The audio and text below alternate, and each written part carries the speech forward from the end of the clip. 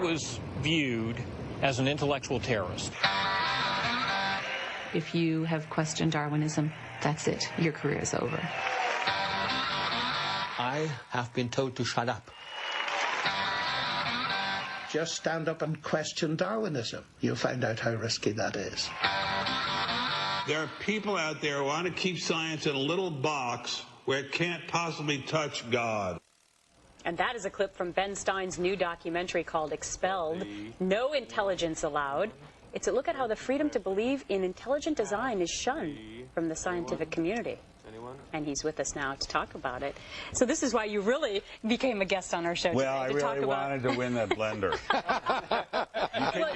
We'll give it to you. Can you buy those in stores? Absolutely. Yes. No, I think it's Jack LaLanne's. You can't buy the blenders? I think it's catalog only. There you go. Internet. All right, so let's talk about Expelled, because in the commercial break, 2 years to make this documentary. Yes. Two long years, traveling all over the United States, all over Europe, interviewing many people who had been thrown out of their academic jobs because they thought that there was a possibility of life coming from something other than Darwinism, who thought that possibly random selection and mutations didn't account for the universe, didn't account for gravity, didn't account for why nobody had ever seen an individual species evolve. No one's ever seen an individual species evolve. Why is God taboo in liberal scientific communities?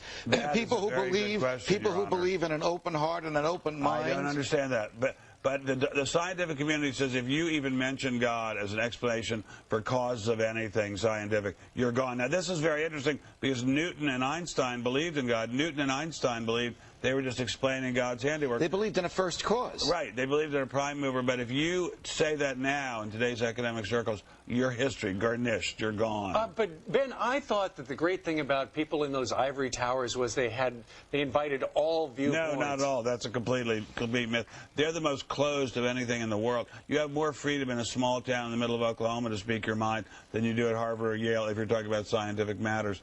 You can only say Darwinian causes, random mutation, natural selection, even gravity is supposed to be done by that. And I would say to these people, well, how did life begin? We don't know, but it had to be by Darwinian means. Well, how did gravity begin? We don't know, but it had to be by Darwinian means. Why does it have to be that way? Why couldn't there have been an intelligent designer? But most importantly, what does this say to all the parents watching today about the education that their kids are getting and what they're learning in school if people are being expelled for anything other than the scientific explanation? It says that there's religion in the classroom, except the religion is Darwinism. Because Darwinism asks you to believe in things unseen, just as religion does, but only that religion is allowed. Has there been any political reaction on college campuses to the suppression and expulsion of scientists who believe in God? There have been some rallies and attempts by people who believe in an intelligent design or in God to talk about it, and those people mostly get shut down, criticized, mocked, belittled, not treated well. You know, there was a recent, I think it was a Pew poll that said in the United States believe in something, a God of some sort. Yes. Okay, so if you were to assess a number, or just take a guess, how many people on campus in the scientific community teach that way? Very few. It's to find people who believe that there's a God in the science world and believe that God is the prime mover is like trying to find Republicans on a college campus. And if you're a Republican or a person who believes in God on a college campus, God help you. Yeah. It's an amazing thing. How many people got fired in your movie? Well, we have about a half dozen of our main actors, and then there are dozens more who would not appear on camera because they want to get jobs other places. Wow. So there's a blacklist. There is a blacklist, and because of the Internet, if you put in someone's name, first thing that comes up is Judge Napolitano, intelligent design advocate. And that's it. You're gone. Your history.